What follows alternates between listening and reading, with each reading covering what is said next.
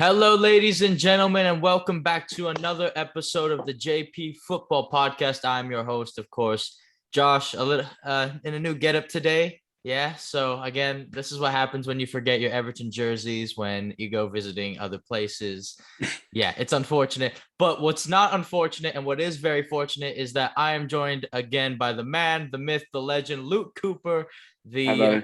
most passionate Crystal Palace fan I know. I only know like two, three. So I don't know many, but the ones I do know, again, they really are very passionate fans, Crystal Palace fans, and you just have to appreciate that. So what Luke and I are gonna do, and by the way, ladies and gentlemen, you can reach me on my social media. It's at DAREAL_PANGOD at the real_Pangod. If you want to, come on the show yourself, this is how I've got Luke and I.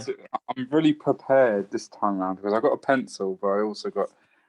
So my Instagram name is Cooper, and then it's 8068. There you go. There you go, ladies and gentlemen. Go follow the man. Go follow him. He has pictures of his Palace matches. He's a season ticket holder. I believe he got a picture with Palace players. You got one with Eze, didn't you? Right? Yeah. Yeah, which was really cool because I really like Eze a lot. So seeing that was awesome. So yeah, go follow him as well. Go follow me. And he just hit me up to do a video like this. And again, if you want to come on the channel, if you want to come on the show, by all means, my door is open. So today, Luke and I are going to be doing a Premier League roundup of match week 4. And then we're also going to be doing a bit of a preview for match week 5. And I believe, is there a match tomorrow? I believe. Yeah. Yeah, I believe there's a match tomorrow. Newcastle Leeds. There you go. So this is literally the perfect day to do it right before the new match week. So starting off with match week 4, the first match we're going to discuss, and again, we're just going to do a quick summary on our thoughts with it. Manchester United 4, Newcastle United, as I just spoke of, 1. Well, for this one, I mean, the king is back, isn't he? Ronaldo. Yep, king is back. So I'll start off. It was expected of Manchester United because Ronaldo's back, the crowd's back, everyone's buzzing, and Ronaldo scored 2 goals. That's the way it goes. And I mean, I can see United dominating a lot of games at Old Trafford this year, because they've got Ronaldo, they've got Bruno, they've got a quality team. I mean, even at Old Trafford, I think with the crowd behind them, they're going to be winning a lot of games this year and competing for that title. Yeah. Yourself, Josh? Yeah, it was very, I feel like a lot of the Premier League matches for this week at least, or match week 4, I felt a lot of them for me personally were expected. And this is one of the games that I just looked at and expected. Now, granted, I will give Newcastle credit because the game was actually 1-1 at one point. So they were fighting hard. Manquillo just drills the ball in when he gets the chance and he ends up scoring. So I'm like, okay, maybe they got a chance. But then as soon as I saw Ronaldo get a second, I thought, oh, this is just one of those things, especially. And it's not just Newcastle. It's for any team going up against this. Like, this is a United team that I mean, they're really, really good. Like, I think personally, they're actually arguably better than the United side that won the Europa League, against Ajax a couple seasons back with Mourinho. And that was a good side. But this side, it just seems like they're destined to win something this season. It's, whether it's not the Prem, it'll be the Carabao Cup, the FA Cup, or potentially Champions League. I'm gonna go say it. It really is. And then Bruno Fernandes, what a quality goal! What a goal! Yeah, what a top bins. Yeah, I mean Townsend was better, but it was a quality goal by Bruno. And then Lingard to finish it up. Another fantastic goal coming off the bench, and that's what I like to see from United. I like to see they're playing Lingard more. Although, if some United fans are watching this right now, I know they're going to say, well, we hate Lingard right now for what he did in the Champions League. If you guys didn't see that, that was one of the most horrific back passes I think I've seen in a long, long time. Did you see it, Luke? Yeah, I did. Yeah, Yeah, it was. it was. Yep. I think miscommunication. Let's just say. But I think United fans are gonna they're gonna forget about that. I think they're gonna move on because Yeah. I think this season they're already the likes of Everton and Polly Palace are gonna struggle getting points from Old Trafford this season. Uh, It's always a struggle. It's but over the yeah. past but I'm gonna say this right now. Over the past 2 seasons, Palace have um uh, Palace are unbeaten at Old Trafford. There you go. Hopefully you guys can maintain that. But yeah, so United 4 again, Newcastle 1. They finished them after Ronaldo's second goal. So Ronaldo and show. Let's yeah, just say that. yeah, that's gonna be the end of that. So the next match, Chelsea 3, Aston Villa nil. Again, this is one of those games where you just expect it, like regardless of the chances Aston Villa had, and they had a few. I, I mean, can I just say Mendy had a great game, by the way. Chelsea goalkeeper was Yeah. unbelievable, wasn't he? Unbelievable. But I'm pretty shocked at how Aston Villa didn't get at them a bit more. Really? They have that forward line of Ings, Watkins up front. I'm a bit shocked that they didn't do more of enough to cause Chelsea problems. I still think their back line is a bit all over the place sometimes. I mean, Mings is not the best defender. He's not consistent enough. And it's the same with the left back. Target is not really that great. I do like their right back, though. Matty Cash. I do like him. Matty I think Cash, yeah. he's a good right back. I'm pretty sure. And Leon Bailey is not getting the start at the moment. That shocks me personally because Leon Bailey is a class player. Yeah. We've wanted him at Everton for at least 2 years at this point. It feels we wanted him badly, and then when we went to Villa, we're like, oh, hope he doesn't do as well, because that's how every Premier League team's going to feel. But yeah, Leon Bailey needs to be starting games. He needs to be starting games. I don't think he's fit enough at the moment. But Aston Villa didn't really do enough against Chelsea, and going to Chelsea now. I think Chelsea they look like a very good team, and it's the same with Man United as well. That you're going to play them at Stamford Bridge, and I think 9 times out of 10 Chelsea are going to win at Stamford Bridge. Yeah. With Lukaku up front, he's a poacher. He just knows where the back of the net is. If you put the ball into him, he's going to score. If you pass to him, he's going to hold up the ball. He's good. His hold up play is really good. He's just he's so strong. Like he really is like just a machine. He's so strong, and seeing him score the 2 goals he did against Villa, which were great, by the way. Every time I hear like Lukaku, like, and hits the back of the net, I just think to myself, oh, we really couldn't hold on to. It literally gives me flashbacks of him at Everton when I watch Lukaku. Like, that's how much I miss this lad, I mean, at Everton, he was inexperienced because he was quite young. And but still, he was amazing. And he was amazing. Yeah. He was one of our best players. Yeah, but now he has experience at Chelsea. He's gonna bag he's gonna score at least 20 plus goals this season. Yeah. And then Kovacic, by the way, lads, got the other goal, which, it wasn't as good as Lukaku's 2, but he got on the score sheet. What more can you say? Yeah. Kovacic is a hard-working midfielder. He can get you the goals there and there. So yeah. What do you think about Chelsea this season? Do you think they're going to do well, Josh?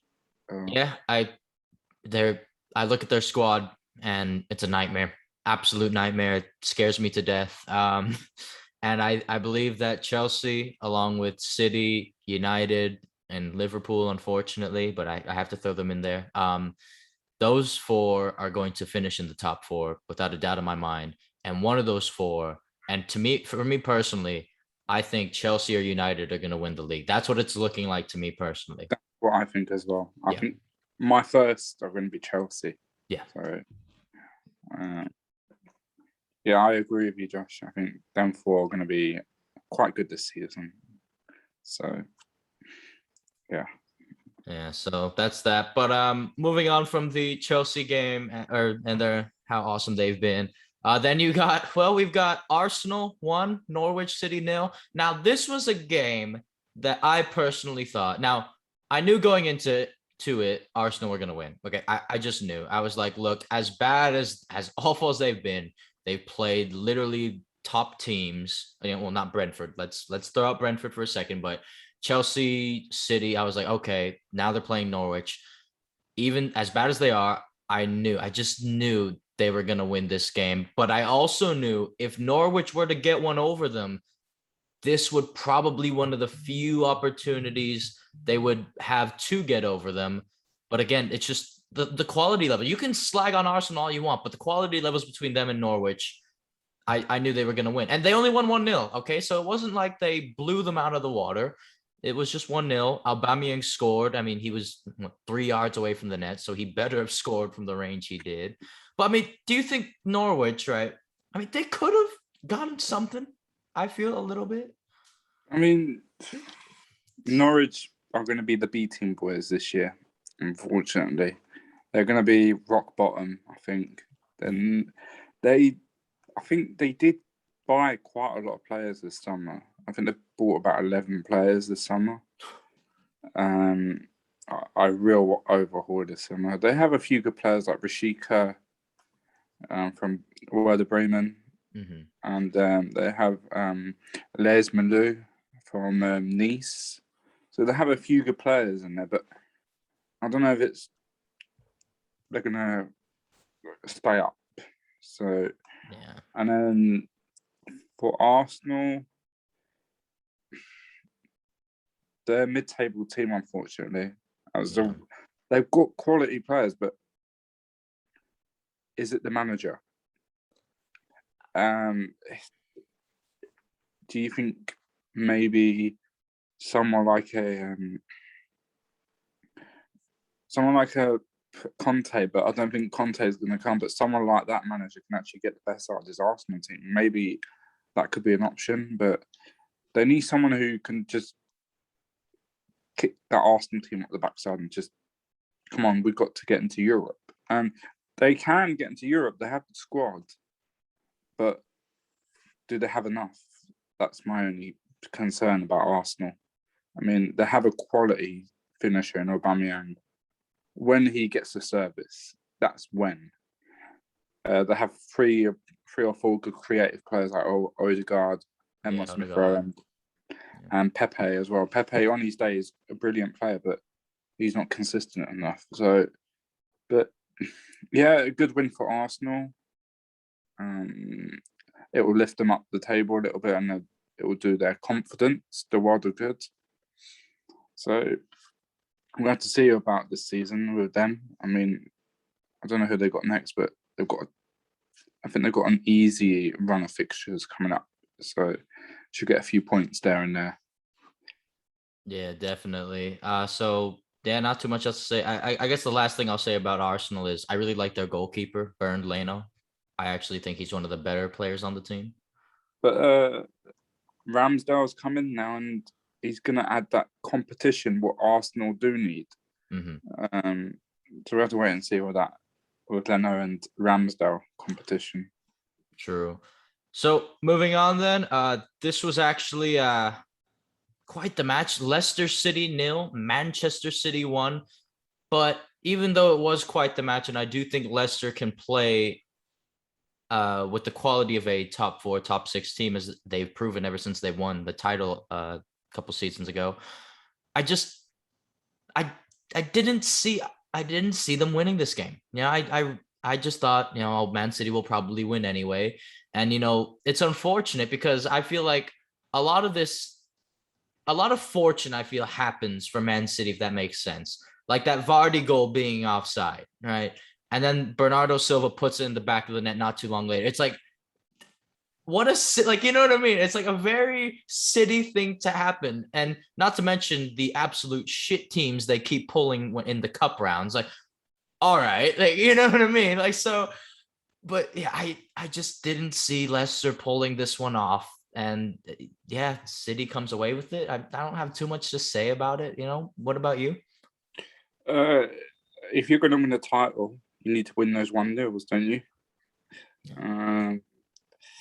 Bernardo Silva, he's a versatile player. He can play on the right, can play on the left, he can play in the middle. He's a really good player.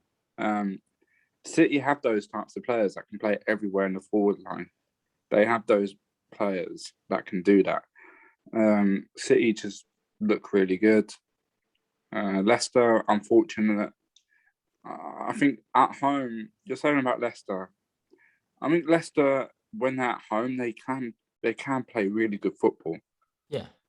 but sometimes they're not consistent enough. And over the past 2-3 seasons, where they missed out on top four, that's where they lack, not consistent enough throughout the season. But we have to see how their new signings go, like Daka and Sumer from Lille. Yeah. We have to see how their new signings go, because I think they have that quality to get in the top four, but the quality of top four like Liverpool, United, City, and Chelsea, the quality they have, can Leicester get above them? I don't think so. I don't think they have enough, but we have to wait and see. Let's see how the season plans out. True. True. Moving on, then we have Watford nil, Wolverhampton Wanderers, aka Wolves, 2. So this one, because I remember having a discussion with you, and we both said that we thought Wolves would be in a little bit of trouble this season, but you also said that you believe that Watford would actually probably do worse. Like you said, Watford you felt was being a bit trouble as well, and them two going at it. I mean, the own goal is horrific, isn't it? I mean, it's absolutely horrific, and I think it was Francisco Cirialto who put in the back of his own net. But that to me, that's just a big mistake from the Donny, right? Like it's just an unfortunate, missed time. And then Hwang Hee Chan, South Korean, he comes on and he makes a debut, gets a debut goal. So what more can you ask for as a substitute on his debut? I was just shocked it wasn't a Portuguese player coming on and scoring. Like, you got a South Korean player. All right. So get in more, from other countries. But, props to him. I'm glad that he got it. But, a game like this, do you see Watford continuing to go down and maybe this could be something with Wolves? Or is this just one of those games like this is a team you're supposed to beat type thing? I think Wolves are meant to be beating these kind of teams. Okay. It's like that middle pack in the Premier League with like the Palaces, the Wolves, the Southamptons. That middle pack. Wolves are meant to be beating these types of teams that below them. Like Wolves are a good side. They got Europe twice in a row. In two seasons in a row, they got 7th place. They got European football. I think the new manager is quite good. I think he's proven that he can get this Wolves side playing. Their main player, Dama Traore, managed to keep him in the summer. I think he's a really good player. And also Hwang Chan. He's going to go under the radar. I think he's a smart signing from Wolves, because if Jimenez is not really at it because of his injury, Hwang Chan can come in and sort of play. And they've got Podence, they've got Neto, who's really good. So I think Wolves will be fine this season as long as they can keep consistent. Watford, on the other hand, I think they're not going to do well. As we said, I think Watford are going to struggle this year. But we're 4 games in. Let's wait and see what happens. I mean, they lost Troy Deeney, who I think they should have kept. They should have kept hold of him because he's a leader, and you need leadership in in the Watford team. I mean, he's a bit of a legend, isn't he, over there? Yeah, of He's a course. bit of a legend, yeah. But you need leadership, and he's a leader. Yeah. He knows the club. So let's wait and see what Watford can do. But I think they're going to struggle. So that's my thoughts. Moving on then, a game that again, it was a game that could have gone either way. Brentford 0, Brighton 1. I mean, Brentford had really good chances. I mean, if Ivan Toney chips the goalkeeper from that far, he was close, Ivan Toney, and I rate him a lot. But and then Mbomo, right? I think I'm pronouncing his name right. Mbomo, he had chances as well, but I think it just shows, and I like Mbomo a lot, I really do, but it just shows like the levels of an Mbomo and then, well, a top class Premier League forward who's going to put at least one of those chances away, right? And it was the same thing with Brighton, I feel, going into this game, because I've slandered Neil Maupay pretty much all season, especially when he was linked to Everton, saying there is no way I want Neil Maupay coming anywhere near my club. But it goes to show that Brighton also lacked a finish. Now, hold your thought, Brighton. Hold your thought, fans, when I say Brighton lacked a finisher in Danny Welbeck and Maupay, who I don't even think, yeah. But Trossard is their best player. Leandro Trossard is their best player, and he's the one that actually can be creative and can finish on his day. And he proved that in this game. So again, I thought this was a game whether it could go either way. And again, just who can finish first, because I thought whoever's scoring first is winning this match. And there you go. I think the same as you. I think Trossard is a good player. He can play on the left. He can play centrally. He's a really good player. And Neil Maupay, he's a good striker as well. But Brighton needed the striker in the window, but they didn't get any. They didn't get a striker in a window. So Brighton were a bit lucky to get the 1-0, but as I said, you need 1-0 to win. You need 1-0 to get you points. Any scoreline, you need to get points. Sure. But Brentford, I think they'll be fine this season. I think they will be fine. I think they will stay up because they've got Toney, but Ivan Toney needs to get used to the league. He's just come from the Championship. He needs to get used to the physicality of the Premier League. So, but if Toney has the service, I think he'll score goals. Yeah. And Mbebu, I think it's Mbomo, called Mbomo. Yeah, I think it's he's a good. good. He's a good player. No, I like the lad. Yeah. Yeah, I think he needs to. This is a Championship side. They've kept the core. I think this is what most promoted sides do. They keep the core of that team from the Championship. It's like what Leeds did. They kept the core of the promotion side, and that's what Brentford are doing. And I think they will stay up because they have the passion of the fans, and I think the fans will get behind them. They're really good. So I think Brentford will stay up, and I think Brighton will be fine this season as well. But even though I don't like Brighton because I'm a Palace fan, I don't like him. But I think Brighton will be okay, and I think Brentford will be okay. Yeah. But good win from Brighton, though. Now, moving on then, you have Southampton 0, West Ham 0, and I believe Michael Antonio got a red card in the 95th minute. Do you know what he did? Because he sort of went in too hard. It was a pretty mistimed tackle. Oh. Okay. There's been a lot of those this weekend in match week. Yeah. 4, hasn't there? So nothing to say with this game. I think both sides cancelled each other out, and it was 0-0. So, but something to say of West Ham. West Ham have had 2 draws now. Mm-hmm. I think they are going to struggle because they are in European football. Okay. They don't have the squad depth. Even up front, they only rely on Antonio. I don't know who's another forward player, but they're going to struggle this season, West Ham, with European football. They're playing tonight, so they're going to struggle this season. And Southampton, I see them struggling too. I think they could be the ones that could get relegated. Wow. So we have to wait and see with that one. True. I mean, I'm actually gonna disagree with you here on West Ham because I actually think West Ham are gonna finish top.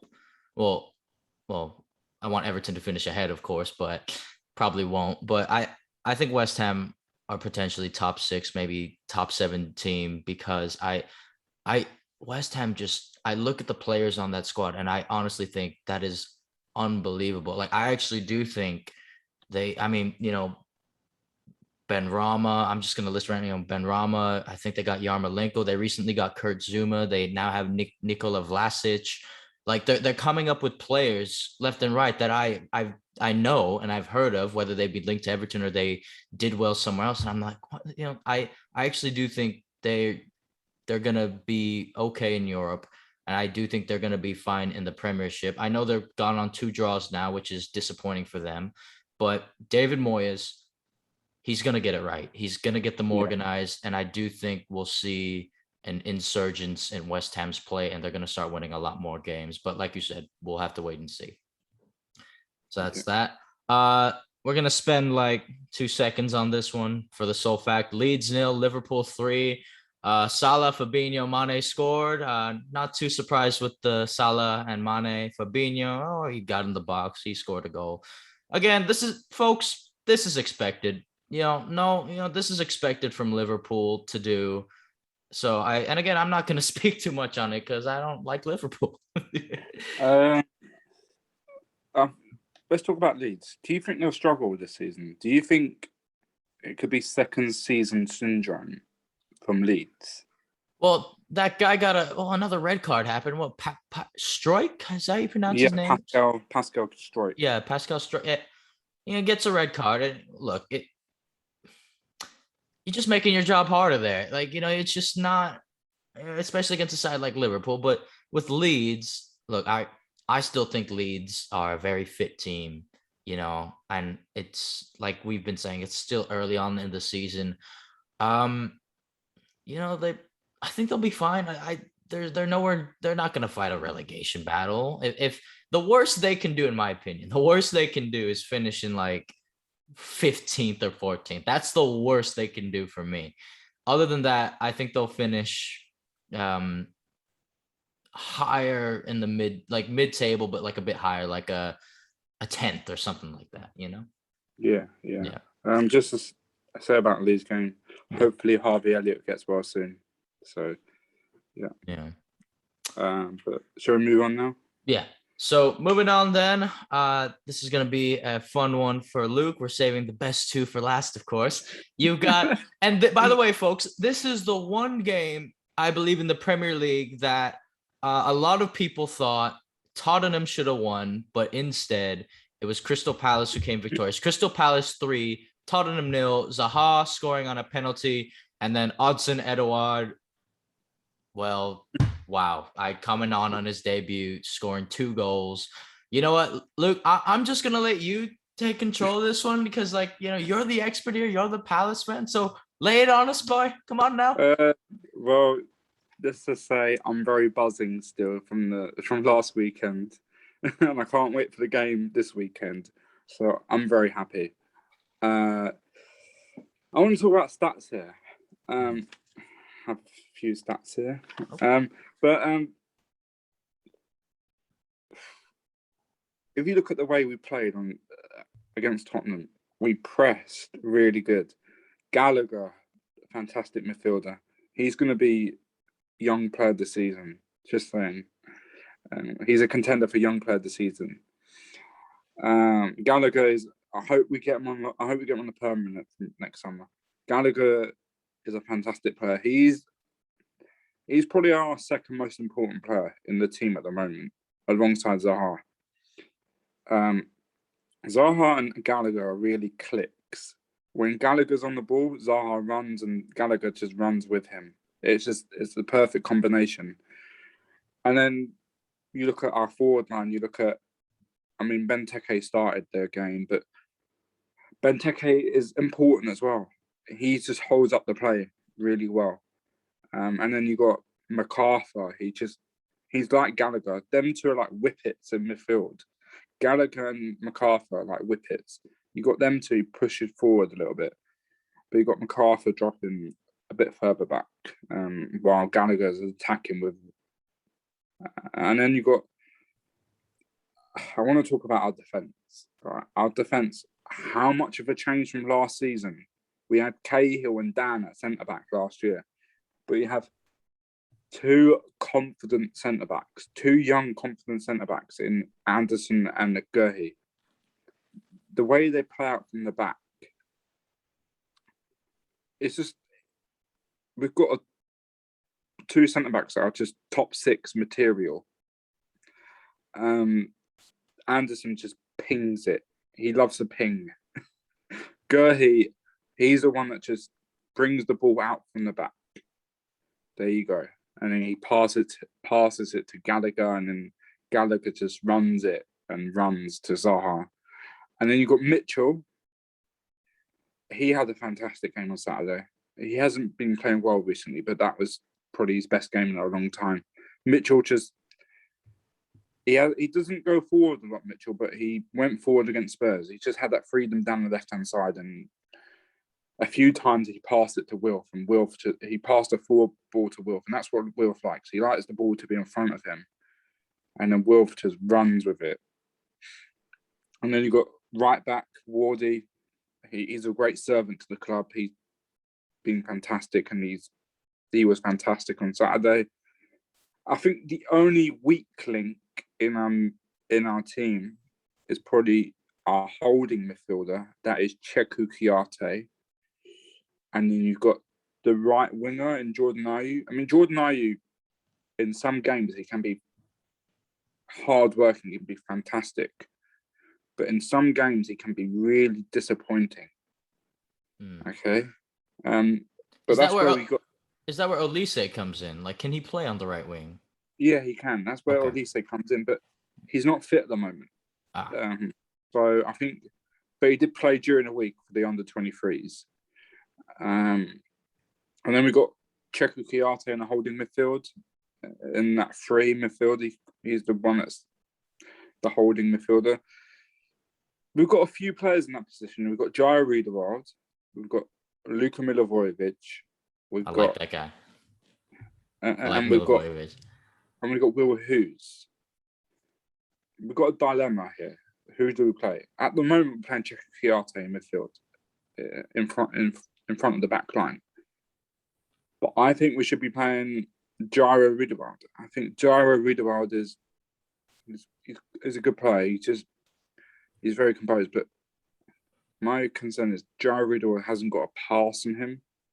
But that's where Luka Milivojevic probably suits better to the holding midfield, because he played an involvement in the third goal to Edouard's second goal, where Luka Milivojevic just picked up the ball from deep, pinged it to Michael Olise, and then Michael Olise passed it to Gallagher, and Gallagher passed it to Edouard and slots it in.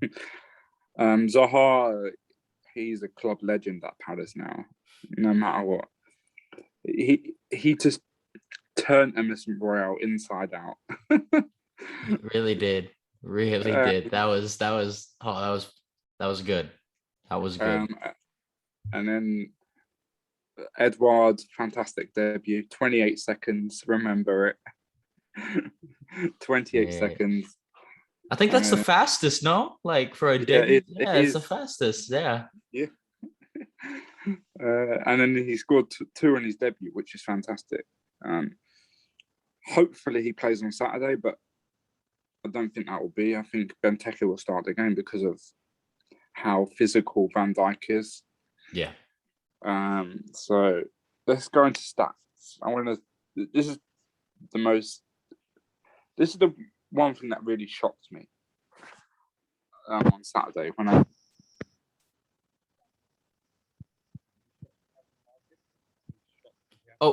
Luke, your sound cut out a little bit.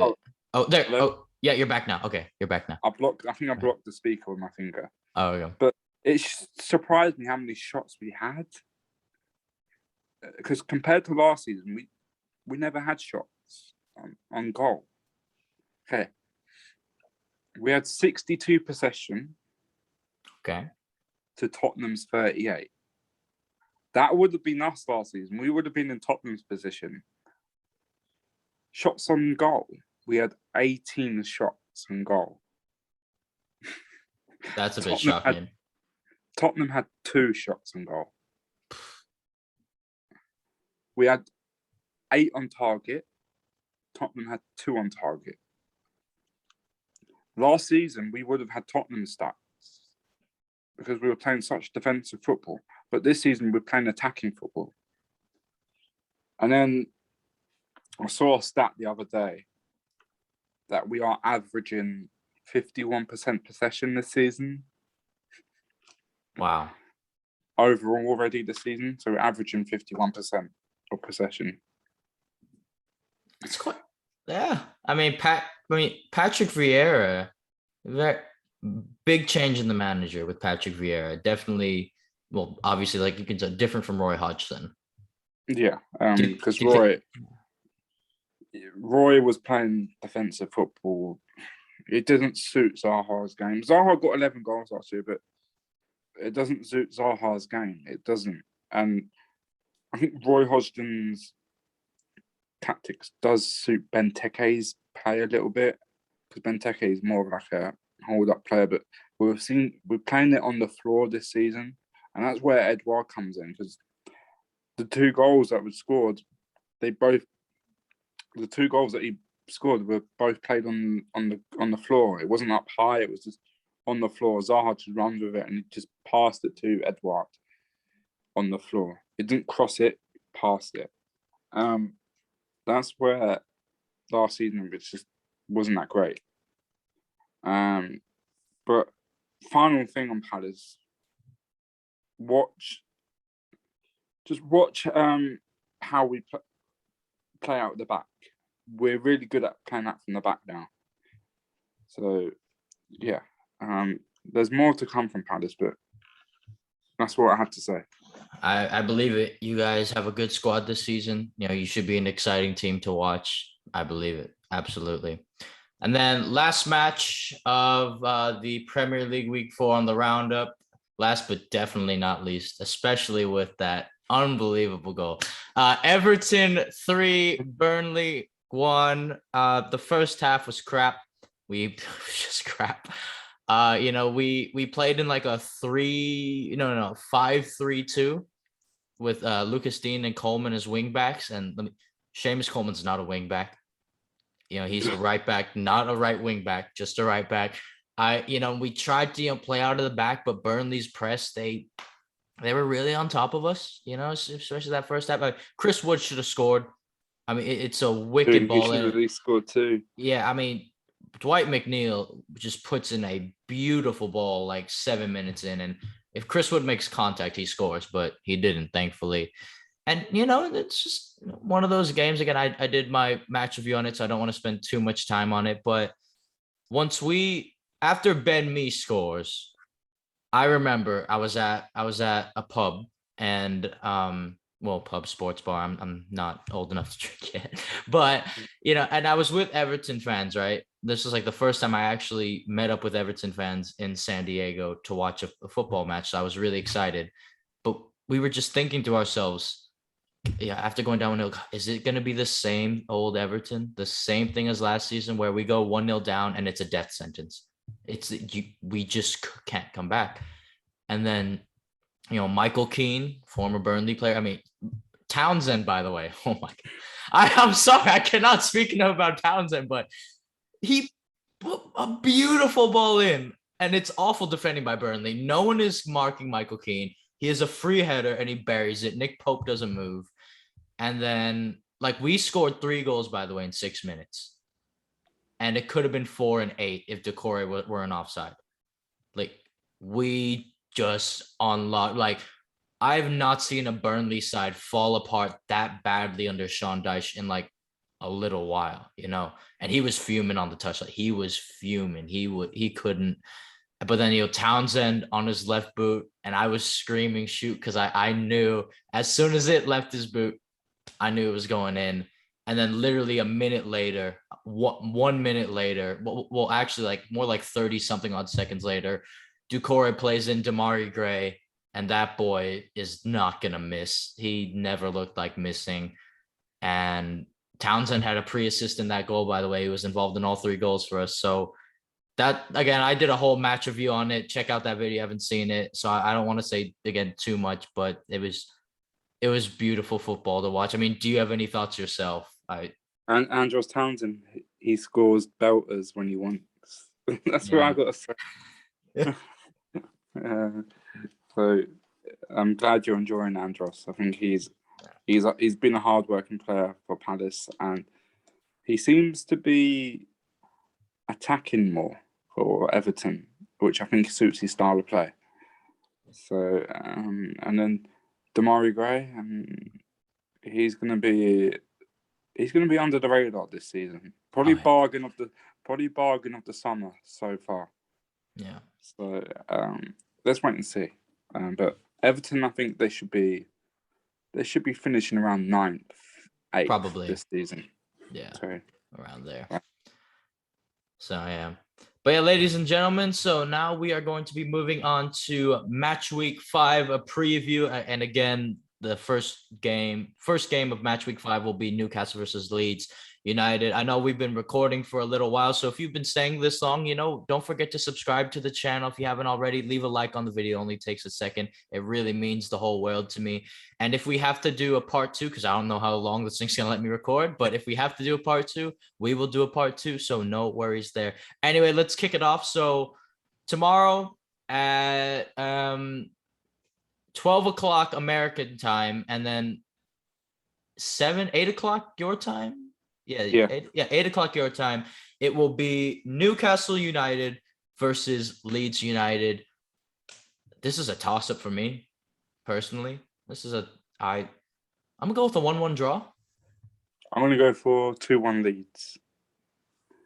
I think the Leeds have the quality to beat Newcastle. Okay, I think Rafinha will score if he plays, and then I think Alan Saint-Maximin's going to score for my 1-1. And then you? Okay. I'm going to go for Rafinha and Bamford, and I'm going to go for Saint-Max for Newcastle. Okay. So then there's that. And then the next game Saturday, you've got Wolves versus Brentford. This is like another... You know what? I'm going to go with Brentford. And I think... I think Mboma will get his goal.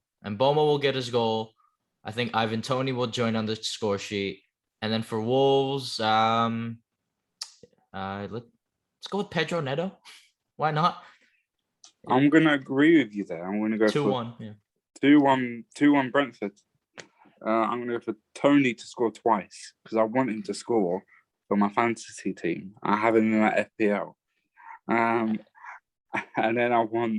then probably a Adama Traore will score for Wolves.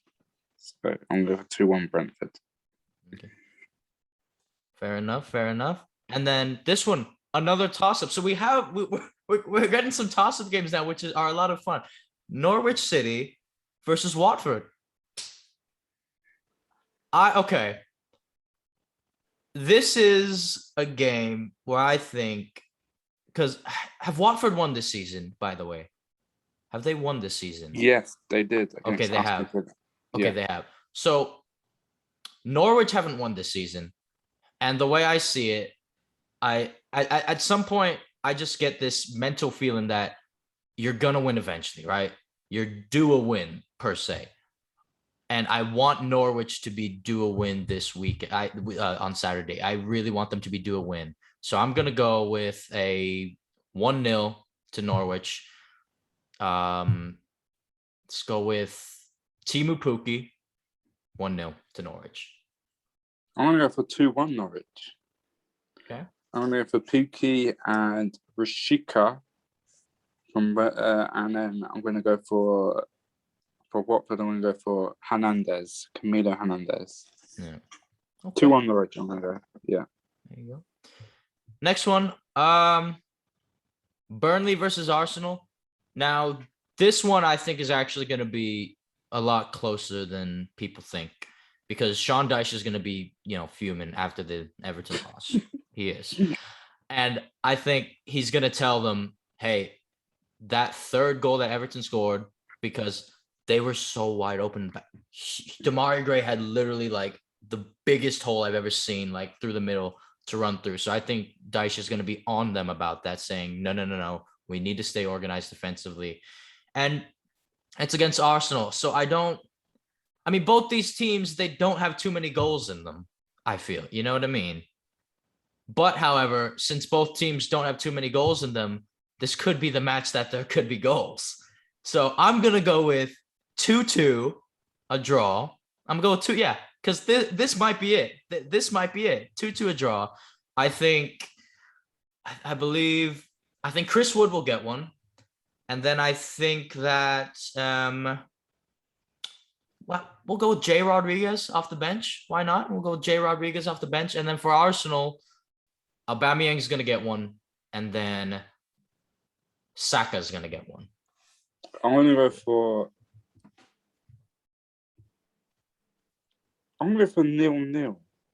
That would have been my second prediction, but I'm going to stick with 2-2. Yeah. I'm going to go for 0-0. I think Burnley are going to try everything to get a draw. And Arsenal are going to have a lot of chances and they won't finish up their dinner. So I'm going to go for 0-0. Okay. Next match then. Oh boy. Manchester City versus Southampton. 4-0. 4-0 to City. Gabriel Jesus will get one. De Bruyne will get one. Let's see who else. Mars will get 2. Yeah, Mars will get 2. I'm going to go for 3-0 City. I think City will dominate.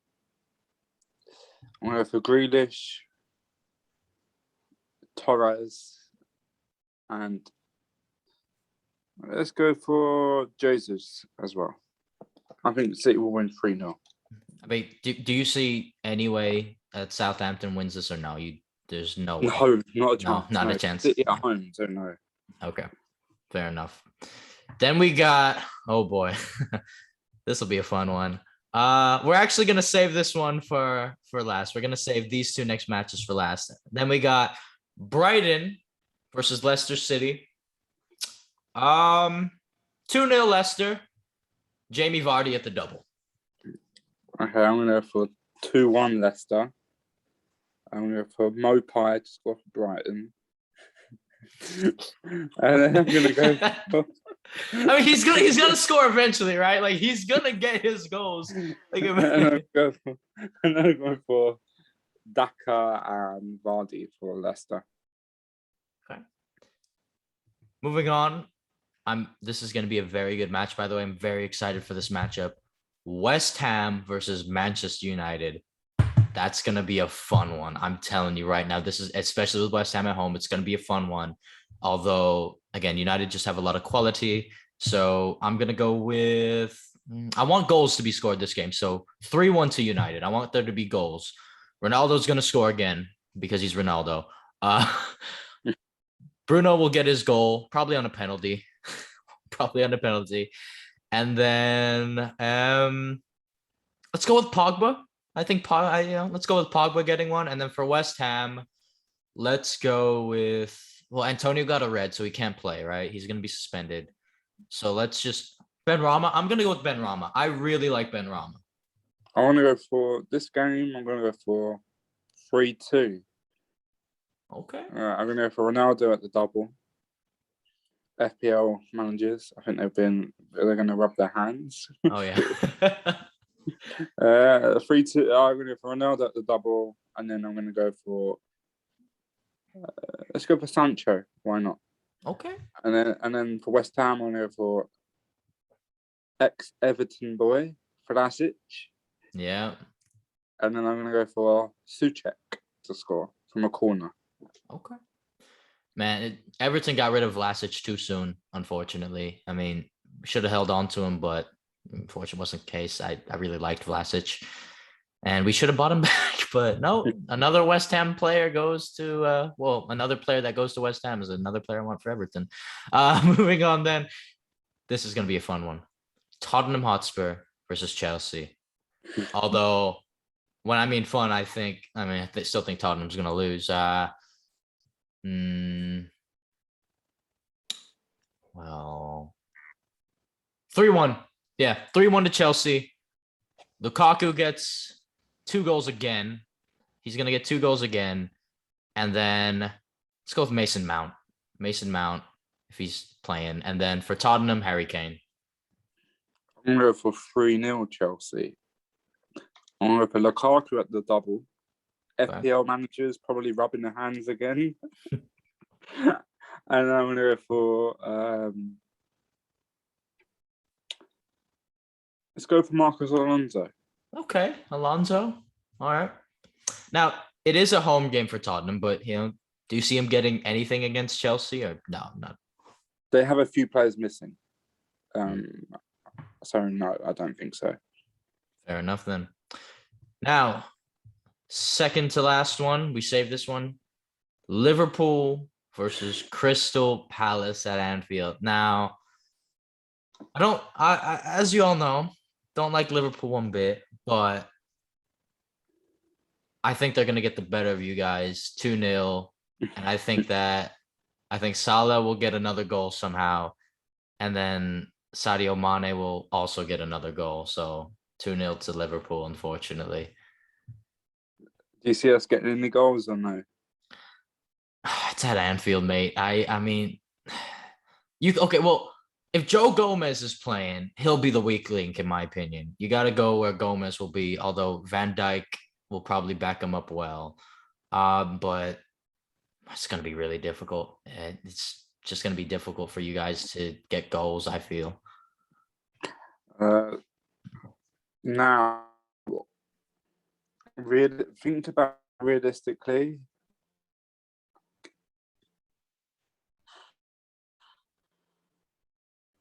I'm going for 1-1. Okay.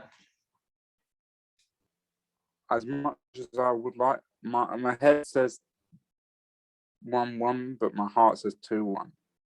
So I'm stuck.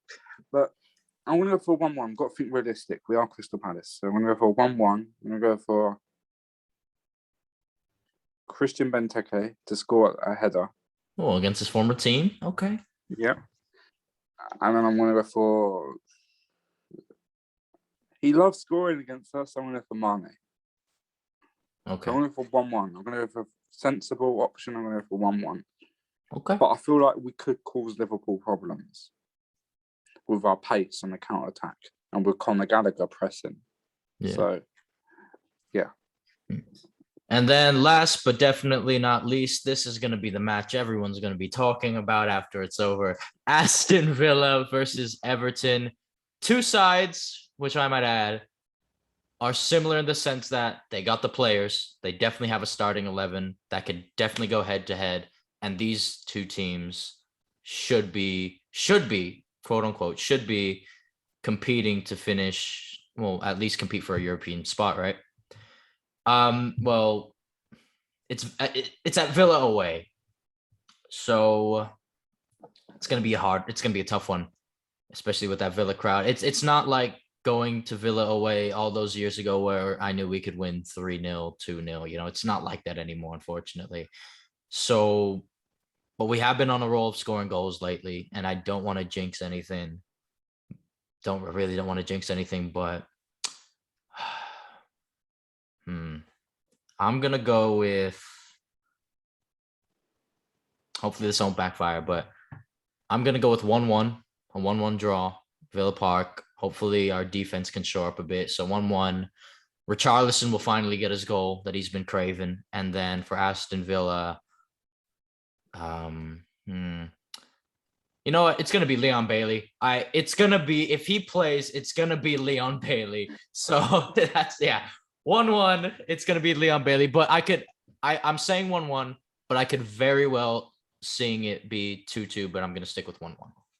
I'm gonna back your boys. Okay. I'm gonna go for 2-1 Everton. All right, like it. I'm going to go for this guy's in my fantasy team. I'm going to go for Digne to score from a free kick. And then I'm going to go for Andros Townsend. Why not? Ex-Palace boy. Let's go. Yeah. Hopefully he does. And then for Villa, who you got? Ings. Oh, man. Actually, you know what? I'm switching to 2-2. You just reminded me. No. 2-2. Danny Ings will get one against us. So will Leon Bailey. And then Richarlison's going to have to get one. And then I'm going to go with Ducore doing something special. So there you go. 2-2. Yeah, I forgot Danny Ings was there for a second. But yeah, 2-2. There it is. There it is. All right.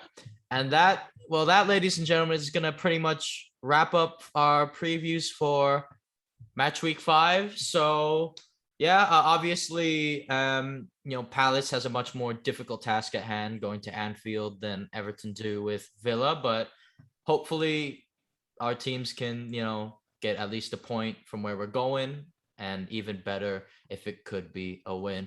Well, anyways, ladies and gentlemen, that was the show for today. If you've enjoyed, please leave a like below. It only takes a second. Subscribe to the channel if you haven't already. And again, you could tell us what your thoughts are on match week 4 or a preview to match week 5. Tell us who you think you're going to win, who your favorite team is. And again, as always, if there's any club or player that you want me to talk about in particular, all you have to do is leave it in the comments below. Also, Luke, just one more time, but where can they find you on Instagram, social media? On Instagram, Cooper8068.